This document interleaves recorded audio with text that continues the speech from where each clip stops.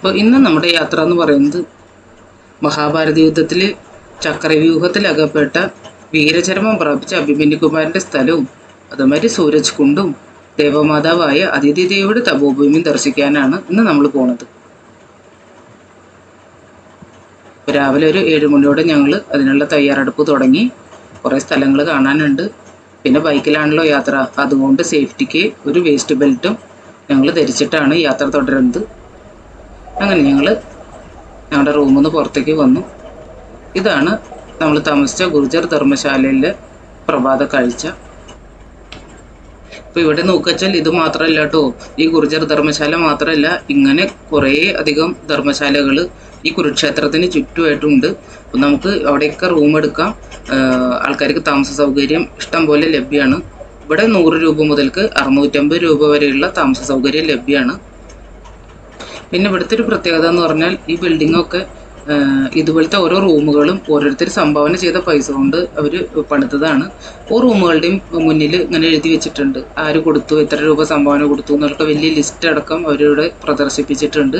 പിന്നെ 3 നേരം ഭക്ഷണം, അതും ഓരോരുത്തരും വകയായിട്ട് അവർ അവിടെ അന്നദാനം നടത്തുന്നതാണ്. പിന്നെ ഇവിടെ ഒരു ചെറിയൊരു അമ്പലം, ഞാൻ പറഞ്ഞില്ലേ, രാധാകൃഷ്ണ ടെമ്പിളാണ്. അപ്പോൾ രാവിലെ തന്നെ ഞങ്ങൾ അവിടേക്ക് പോയി തൊഴുത് അങ്ങനെ ക്യാൻറ്റീനിലൊന്ന് പോയി നോക്കി. അപ്പോൾ ക്യാൻറ്റീൻ പ്രവർത്തനം തുടങ്ങിയിട്ടില്ല. അപ്പോൾ ഞങ്ങളങ്ങനെ പുറത്തേക്ക് വന്ന് ഗേറ്റിലടുത്ത് തന്നെ ഒരു ചെറിയൊരു ചായക്കടയുണ്ട്. അങ്ങനെ ഞങ്ങൾ 2 ചായയും വാങ്ങി കുടിച്ച് അവിടെ നിന്ന് അങ്ങനെ യാത്ര തുടരുകയാണ്. അപ്പോൾ ഈ വീഡിയോ നിങ്ങൾക്ക് ഇഷ്ടപ്പെട്ടെങ്കിൽ ദയവേത് സബ്സ്ക്രൈബ് ചെയ്യുക, ലൈക്കും കമൻറ്റും ഷെയറൊക്കെ ചെയ്യുക. അപ്പോൾ നമ്മൾ ഇന്നലെ താമസിച്ച ബ്രഹ്മസരോവരത്തിൽ നിന്ന് ഒരു 11 കിലോമീറ്റർ ദൂരമുണ്ട് ഈ അഭിമന്യുപുരിലേക്ക്. അപ്പോൾ അവിടേക്കുള്ള യാത്രയിലുടനീളം നല്ല നല്ല കാഴ്ചകളാണ്. ഇന്ന് നല്ലൊരു കാലാവസ്ഥയും കൂടിയാണ്. മുന്നോട്ട് പോകും തോറും കൃഷിസ്ഥലങ്ങൾ കാണാണ്ട്. ഇന്നലെ നിറച്ച് അങ്ങനത്തെ കാഴ്ചകൾ തന്നെയായിരുന്നു. കണ്ണ് നിറച്ച് കൃഷിസ്ഥലങ്ങൾ കൂടെയുള്ള യാത്രയായതുകൊണ്ട് നല്ല രസമായിരുന്നു ഇന്നലെ കാണാൻ. അതുപോലെ ഇന്നും ആ കാഴ്ചകളാണ്. ഞാറ് നടലും അതുമാതിരി പാടം ഒരുക്കലും കൂട്ടലും ഒക്കെ ആയിട്ട് നല്ല കാഴ്ചകൾ. പിന്നെ അധികം തിരക്കില്ലാത്ത റോഡുമാണ്. ഇപ്പോൾ ഇവിടെയൊക്കെ കണ്ടില്ലേ, ഞാറ് നടാൻ വേണ്ടി പാടമൊക്കെ ഒരുക്കി വെച്ചിരിക്കുകയാണ്. ചില ദിക്കിൽ ഞാറ് നട്ട് കഴിഞ്ഞു, ചില ദിക്കിൽ നട്ടുകൊണ്ടിരിക്കുന്നു. അങ്ങനെയുള്ള കാഴ്ചകളൊക്കെ കണ്ട് നമ്മളിങ്ങനെ പോയിക്കൊണ്ടിരിക്കുകയാണ്. കേരളത്തിലേക്കാളും കൂടുതൽ ഇവിടെ കൃഷി ഉണ്ടോയെന്ന് സംശയം തോന്നി എനിക്ക്, ഉണ്ടായിരിക്കാൻ ചിലപ്പോൾ. അപ്പോൾ ഇപ്പോൾ പണിയുന്നതൊക്കെ നെല്ല് കൃഷി തന്നെയാണ് നമ്മൾ കാണുന്നത് മുഴുവൻ. പിന്നെ എരുമ വളർത്തൽ, പിന്നെ വൈക്കോലൊക്കെ ഇങ്ങനെ കുണ്ട കെട്ടി വെച്ചിട്ട് അത് റോഡ് സൈഡിൽ തന്നെ വെച്ചിരിക്കുന്ന കാഴ്ചകൾ നമ്മൾ ഇടയ്ക്കിടയ്ക്ക് കാണാനുണ്ട്. ഇപ്പോൾ ഈ പാടത്തൊക്കെ കണ്ടു കഴിഞ്ഞാൽ ഞാറ് നട്ട് കഴിഞ്ഞു. ഇവിടെയൊക്കെ കൈ കൊണ്ടുള്ള ഞാറ് നടലാണ്. ഇപ്പോൾ കണ്ടില്ലേ, ഇവിടെ സ്ത്രീകളൊക്കെ കൈ കൊണ്ട് ഞാറ് നട്ടുകൊണ്ടിരിക്കുന്ന കാഴ്ചയാണ്. അപ്പോൾ ഞാൻ മെല്ലെ ഇറങ്ങിപ്പോയി ആ പാടത്ത് നിന്നിട്ട് കുറച്ച് വീഡിയോ ഒക്കെ എടുത്തിട്ട് വന്നു. അവിടെ നിന്ന് പോരാൻ മനസ്സ് തോന്നുന്നുണ്ടായിരുന്നില്ല. എൻ്റെ കുട്ടിക്കാലത്തിലേക്കും ഞാൻ മെല്ലെ തിരിച്ചു പോയി. ഞാനും നമ്മുടെ വീട്ടിൽ കൃഷി ഉണ്ടാകുമ്പോൾ പണിക്കാരുടെ ഒപ്പം നമ്മളും ഇങ്ങനെ ചേർന്ന് ജോലികൾ ചെയ്യുമായിരുന്നു. അതെനിക്ക് ഓർമ്മ വന്നത്. എനിക്ക് വളരെ ഇൻട്രസ്റ്റ് ഉള്ള കാര്യങ്ങളാണ് ഇങ്ങനത്തെ കൊയ്ത്ത് നടല് ഒക്കെ. അന്ന് അറിയില്ലെങ്കിലും ചെറുതായ രീതിയിൽ അവരോടൊപ്പം നിന്ന് ചെയ്യാനുള്ള ഒരു ആഗ്രഹം എനിക്കുണ്ടായിരുന്നു. അപ്പോൾ ഇതുപോലെ അത് കണ്ടില്ലേ, ഇവിടെയൊക്കെ വൈക്കോലൊക്കെ ഇങ്ങനെ കുണ്ട കെട്ടി റോഡിൻ്റെ സൈഡിൽ തന്നെയാണ് വെച്ചിരിക്കുന്നത്. നല്ല ഭംഗിയായി അവർ ഒരുക്കി വെച്ചിട്ടുണ്ട്. പിന്നെ നമ്മൾ ആ കാഴ്ചയെല്ലാം കണ്ട് പിന്നെ മുന്നോട്ട് തന്നെ പോവുകയാണ്. ഏകദേശം നമ്മൾ എത്താറായിട്ടുണ്ട്.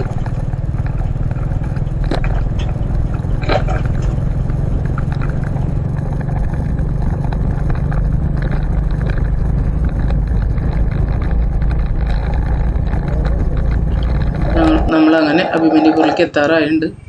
അപ്പോൾ ഇവിടെ നോക്കുക വെച്ചിട്ടുണ്ടെങ്കിൽ വയസ്സായ ആൾക്കാർക്കൊക്കെ വന്നിരുന്ന് വർത്തമാനം പറയാനും സമയം ചെലവഴിക്കാനൊക്കെ ഇതുപോലെ സിമെൻറ്റ് ബെഞ്ചുകളൊക്കെ ഒരുക്കി വെച്ചിട്ടുണ്ട് നഗരസഭ. അങ്ങനെ നമ്മൾ വിചാരിച്ച സ്ഥലത്ത് എത്താറായിട്ടുണ്ട്. അങ്ങനെ നമ്മൾ അഭിമന്യുപുരിലേക്ക് എത്തിയിരിക്കുകയാണ്. അവിടെ ബൈക്ക് നമ്മൾ പാർക്ക് ചെയ്ത് മെല്ലെ അകത്തേക്ക് പ്രവേശിക്കുകയാണ്. നല്ല ശാന്തമായ ഒരു അന്തരീക്ഷം, അധികം ആൾക്കാരില്ല. പിന്നെ ചുറ്റും കൃഷിസ്ഥലങ്ങളും അങ്ങനെ ഒരു തിരക്ക് കുറഞ്ഞൊരു അന്തരീക്ഷം. പിന്നെ അത്യാവശ്യം കാറ്റും ഒക്കെ ഉണ്ട്. അങ്ങനെ നമ്മൾ വരവേൽക്കുന്നത് ഈ സരോവരും ചുറ്റും അമ്പലങ്ങളും ചെറിയ ചെറിയ ക്ഷേത്രങ്ങളുണ്ട് ചുറ്റുമായിട്ട്. അങ്ങനെ കുറേ കാഴ്ചകളുണ്ട്. നല്ല മനോഹരമായ കാഴ്ചകളാണ് നമ്മൾ കയറുമ്പോൾ തന്നെ വരവേൽക്കുന്നത്. പിന്നെ നമ്മൾ ഈ കാണുന്നതാണ് കേട്ടോ സൂര്യകുണ്ട്. ഈ സൂര്യകുണ്ടിന് വളരെയധികം പ്രത്യേകതകളുണ്ട്. ഇവിടുത്തെ വിശ്വാസം അനുസരിച്ച് കന്നിമാസത്തിലെ ശുക്ലപക്ഷത്തിലെ ഷഷ്ടിയാണ് ഇവിടെ പ്രധാനം. അന്നത്തെ ദിവസമാണ് ഇത്രയും മാതാവ് അതിഥി, അതായത് ദേവന്മാരുടെ മാതാവായ അതിഥിക്ക് സൂര്യൻ മാർത്താണ്ഡനായിട്ട് ജനിച്ചത് ഈ സരോവരത്തിലാണെന്നാണ് പ്രത്യക്ഷപ്പെട്ടത്. അപ്പോൾ അന്നത്തെ ദിവസം ഗർഭിണികൾ ഈ സരോവരത്തിൽ സ്നാനം ചെയ്താൽ മാർത്താണ്ഡ സമാനനായ പുത്രൻ ജനിക്കുന്നതാണ് ഇവരുടെ വിശ്വാസം. പിന്നെ എന്താ പറയുക, അതിഥി മാതാവിന് മാർത്താണ്ഡൻ പുത്രനായിട്ട് ജനിച്ചതിൻ്റെ പിന്നിലൊരു കഥയുണ്ട്. ഈ അസുരന്മാർ യുദ്ധത്തിൽ അതിഥിയുടെ മക്കളെ, അതായത് ദേവന്മാരെ തോൽപ്പിച്ച് അവരെ സ്വർഗത്തു നിന്ന് പറഞ്ഞയക്കുകയും അതിൽ അതീവ ദുഃഖിതയായ മാതാവ് ഇവിടെ വന്ന് കുറേ നാൾ വർഷങ്ങളോളം തപസ് ചെയ്തു അത്ര. ആ തപസ്സിൽ സംപ്രീതനായിട്ട് സൂര്യഭഗവാൻ ദർശനം കൊടുക്കുകയും പുത്രനായിട്ട് ജനിക്കാമെന്ന് വാക്കു കൊടുക്കുകയും ചെയ്തു. അങ്ങനെ ജനിച്ച പുത്രനാണ് മാർത്താണ്ഡൻ. അങ്ങനെ മാർത്താണ്ഡൻ ദേവലോകം അവർക്ക് തിരിച്ച്, അതായത് അസുരന്മാരെ തോൽപ്പിച്ച് വീണ്ടെടുത്ത് കൊടുക്കുകയും ചെയ്തു.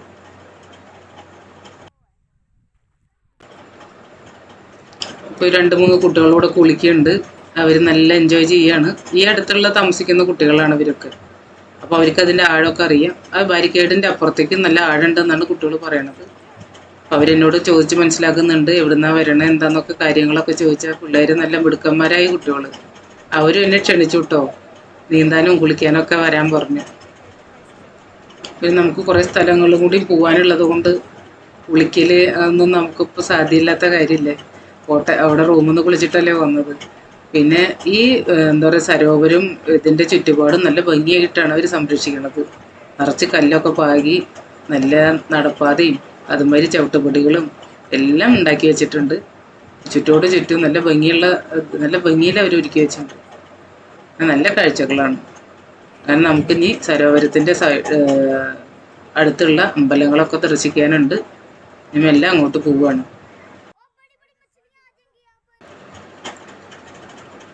അപ്പം നമ്മൾ സരോവരത്തിൽ കൈയും കാലൊക്കെ കഴുകി വലിയ ക്ഷേത്രത്തിലേക്ക് പ്രവേശിക്കുകയാണ്. ആ സരോവരത്തിന് ചുറ്റും കുറേ ക്ഷേത്രങ്ങളുണ്ട്. ഇതൊക്കെ പണ്ട് അതിഥീവൻ എന്നാണ് അറിയപ്പെട്ടിരുന്നത് ഈ സ്ഥലമൊക്കെ. അതായത് അതിഥി ദേവി തപസ് ചെയ്ത സ്ഥലമായതുകൊണ്ട് അതിഥീവൻ.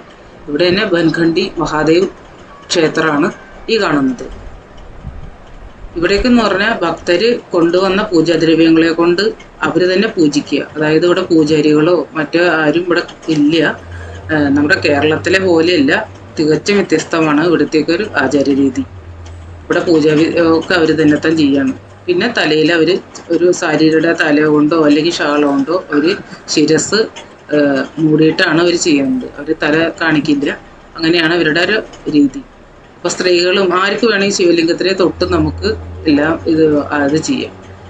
അർച്ചനകളും അഭിഷേകങ്ങളും ഒക്കെ ചെയ്യാനുള്ള സർവ്വ അധികാരങ്ങളും ഉണ്ട് ഇവിടെ. പിന്നെ ഉള്ളത് ബാലാസുന്ദരി, പിന്നെ ഭദ്രകാളി, ഇങ്ങനെ 2 പ്രതിഷ്ഠകളും നമുക്കിവിടെ കാണാം.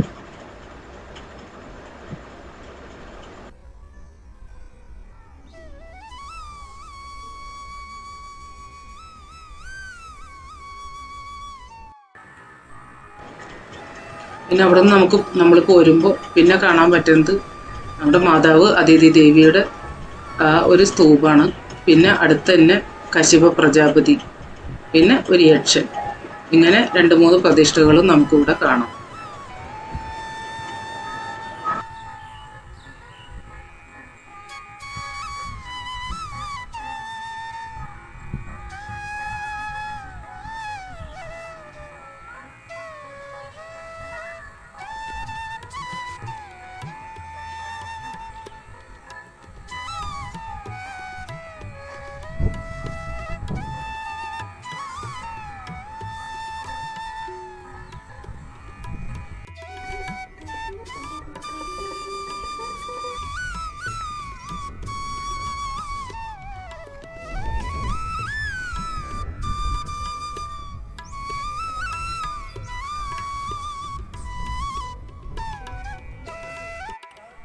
अच्छा അങ്ങനെ ഞങ്ങൾ അമ്പലത്തിലൊക്കെ തൊഴുത് പുറത്തേക്ക് ഇറങ്ങിയപ്പോൾ അതേ ഒരാളോട് ഉറുമ്പിന് തീറ്റ കൊടുത്ത് നിൽക്കുകയാണ്.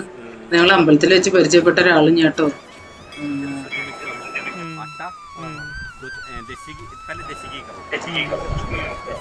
ഇപ്പൊ അമ്പലത്തിൽ വെച്ച് പരിചയപ്പെട്ട ഇയാള് ഞങ്ങളെ എവിടുന്നാ വരണേന്നൊക്കെ ചോദിച്ച് പരിചയപ്പെട്ടു.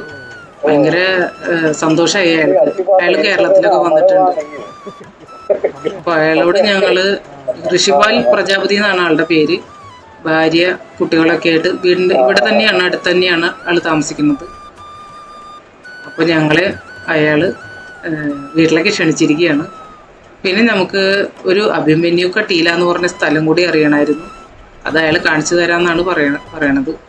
അപ്പം അങ്ങനെ ഞങ്ങൾ കുറച്ച് സ്ഥലം കൂടി കാണാനുണ്ട്. ഇവിടെ ചുറ്റും ക്ഷേത്രങ്ങൾ കുറേ ഇനിയുണ്ട്. പിന്നെ അഭിമന്യുവിൻ്റെ ഒരു ശില്പം ഉണ്ടാക്കി വെച്ചിട്ടുണ്ട്. അപ്പോൾ അതും ഒന്ന് കണ്ടിട്ട് വേണം നമുക്ക് മറ്റേ അഭിമന്യു കട്ടീല പോയി കാണാൻ. അവിടെയാണ് ഇത്ര അഭിമന്യു എന്താ പറയുക പത്മവ്യൂഹം ഭേദിച്ചത്. അവിടെയാണ് വീരമൃത്യു വരിച്ചതെന്നാണ് പറയുന്നത്. പക്ഷെ അത് ഇപ്പോൾ ഒരു പ്രൈവറ്റ് പ്രോപ്പർട്ടിയാണ്, ഒരാളുടെ സ്ഥലമാണ്. അപ്പം അതുകൊണ്ട് അധികം ഖനനമൊന്നും അവിടെ നടന്നിട്ടില്ല എന്നാണ്. കുറേ പുരാവസ്തുക്കൾ അവിടെ കുഴിച്ചെടുത്തിട്ടുണ്ട്. അപ്പം ഞങ്ങൾക്ക് കുറേ കാണിച്ചു തരാമെന്നൊക്കെ പറഞ്ഞിട്ട് ഞങ്ങൾ അവിടേക്ക് പോകാനുള്ള തയ്യാറെടുപ്പിലാണ്.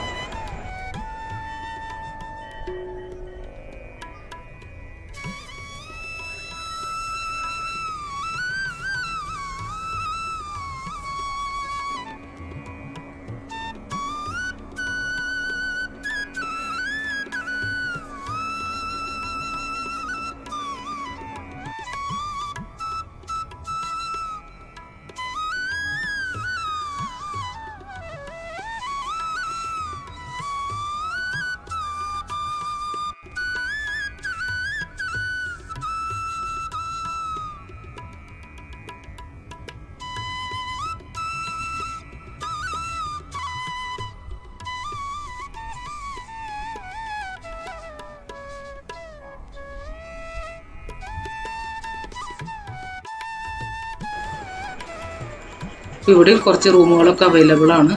അത്യാവശ്യം ചെറിയ സൗകര്യത്തോടു കൂടിയൊക്കെ താമസിക്കണമെങ്കിൽ ചെറിയ ചുരുങ്ങിയ ചെലവിൽ ഇവിടെയും ലഭ്യമാണ്. പിന്നെ ഒരു ഓപ്പൺ ജിമ്മും അവിടെ തയ്യാറാക്കി വെച്ചിട്ടുണ്ട്.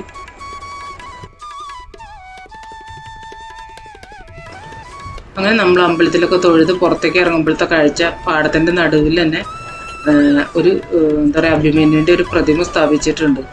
ഇതൊക്കെ കൃഷ്ണ സർക്കിളിൻ്റെ എന്താ പറയുക ഭാഗമായിട്ടാണ് ഇവിടെ ഈ ഡെവലപ്മെൻറ്റ്സ് ഒക്കെ നടന്നുകൊണ്ടിരിക്കുന്നത്. ഇപ്പോൾ 18 അടി ഉയരമുള്ളൊരു പ്രതിമയാണ്.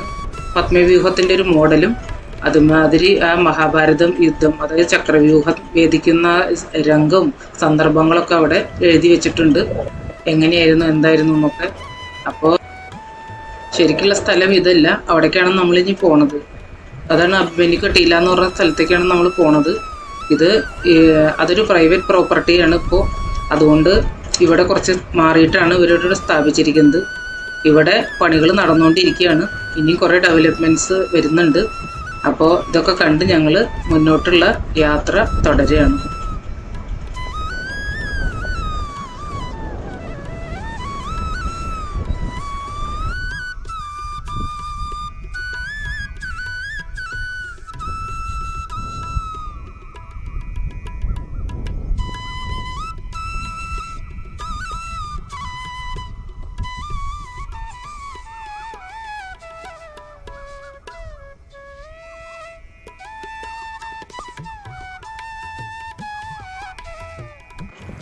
അങ്ങനെ ഞങ്ങൾ അമ്പലം സരോവരത്തിൻ്റെ കാഴ്ചയെല്ലാം കണ്ട് മുന്നോട്ട് പോകുമ്പോൾ മുന്നിൽ തന്നെ നല്ലൊരു പാടശേഖരം കേട്ടോ.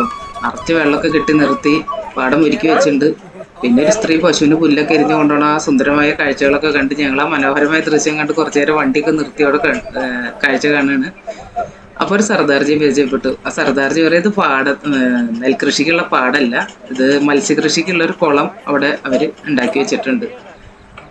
അപ്പോൾ അതൊക്കെ കണ്ട് ഞങ്ങളിങ്ങനെ നിന്നു. അപ്പോൾ ഇതാണ് നമ്മൾ അന്വേഷിച്ച് വന്ന ആ അഭിമന്യു കട്ടീല എന്ന് പറയുന്ന സ്ഥലം. ഇവിടേക്കാണ് നമ്മൾ വരാൻ അന്വേഷിച്ച് പിടിച്ച് വന്നത്. ഇവിടെയാണ് ഋഷിപാൽ സിംഗ് പറഞ്ഞു തന്ന ആ സ്ഥലം. കുറേ ബുദ്ധിമുട്ടി ഈ സ്ഥലം കണ്ടുപിടിക്കാൻ. എന്താ പറയുക, ഇപ്പോൾ അധികം ഒന്നുമില്ല അവിടെ. ഈ കോട്ടയുടെ ചെറിയ അവശിഷ്ടങ്ങൾ മാത്രമേ ഉള്ളൂ. പട്ടീല എന്ന് പറയാൻ തന്നെ കുന്നിൻ പ്രദേശം, ഒരു ഉയർന്ന കുന്നിൻ പ്രദേശം എന്നാണ് ഇവിടെ അർത്ഥമുള്ളത്. അപ്പൊ ഒരു കോട്ടയുടെ ഭാഗങ്ങളൊക്കെ ഇവിടെ ഉണ്ട് കാണാൻ നമുക്ക്. ശരിക്ക് ഇഷ്ടികയുടെ ഇടയിൽ കുറെ പാത്രങ്ങളും അങ്ങനെയൊക്കെ ആയിട്ട്. യഥാർത്ഥത്തിൽ അഭിമന്യു ചക്രവ്യൂഹത്തിൽ വീരമൃത്യു വരിച്ചത് ഇവിടെയാണെന്നാണ് പറയണത്.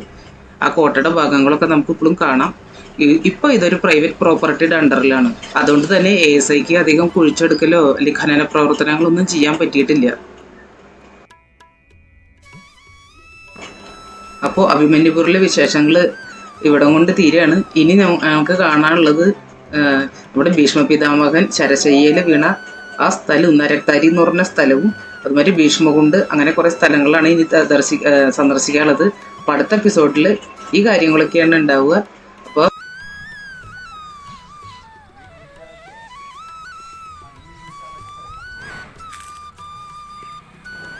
അവിടെ ഒരു മാതള നാരങ്ങയുടെ ചെടിയുണ്ട്, നിറച്ച് മാതള നാരങ്ങ ഉണ്ടായി നിൽക്കുകയാണ്. അപ്പോൾ ഞാൻ ആദ്യമായിട്ടാണ് ഇത്രയും മാതള നാരങ്ങ ഉണ്ടായി നിൽക്കണ കണ്ടേക്കുന്നത് കേട്ടോ. നമ്മുടെ നാട്ടിലൊക്കെ ചെറിയ ചെറിയ കായകളെല്ലാം ഉണ്ടാവുക. അങ്ങനെ ആ കാഴ്ചകളൊക്കെ കണ്ട് അടുത്തത് അവരെ വീട്ടിലേക്ക് പോകണം. ഇതിൻ്റെ ഓപ്പോസിറ്റ് തന്നെയാണ് പ്രജാപതിയുടെ വീട്, അവിടേക്ക് ക്ഷണിച്ചിട്ടുണ്ട്. അപ്പോൾ ഈ വീഡിയോ ഇഷ്ടമായ നിങ്ങൾ എന്താ പറയുക, സബ്സ്ക്രൈബ് ചെയ്യാനും ലൈക്ക് ചെയ്യാനും കമൻറ്റ് ചെയ്യാനും മറക്കരുത്. ഞാൻ വീണ്ടും വീണ്ടും നിങ്ങളോട് അപേക്ഷിക്കുകയാണ്. അങ്ങനെ ആ മാതള നാരങ്ങയുടെ ബാക്ക്ഗ്രൗണ്ടിൽ ഒരു ഫോട്ടോ ഒക്കെ എടുത്ത് അങ്ങനെ പ്രജാപതിയുടെ വീട്ടിൽ നമ്മൾ പോയി. ഇതാണ് ആളുടെ വീട് കേട്ടോ. അപ്പോൾ ഭാര്യ, ആളുടെ വയസ്സായ അമ്മയുണ്ട്, മകനുണ്ട്, എല്ലാവരെയും പരിചയപ്പെട്ടു. അങ്ങനെ ഞങ്ങൾ അവിടുന്ന് യാത്രയായി.